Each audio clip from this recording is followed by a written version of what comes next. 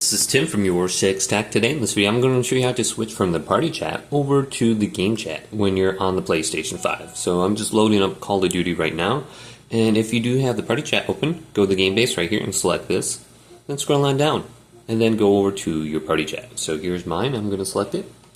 Now at the top it's going to say Timbo Slice right here.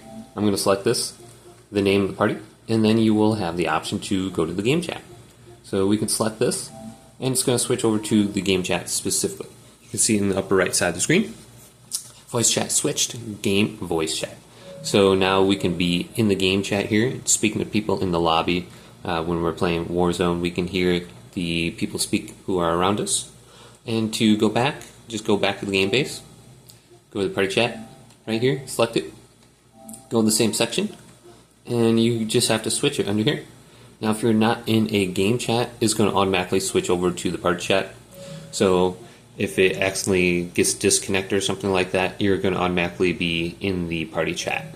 So you should be good to go there. But hopefully this quick little video did indeed help you out. If it did, leave it a big thumbs up. Subscribe to my channel down below if you want to check out videos coming up next on YourSixGaming.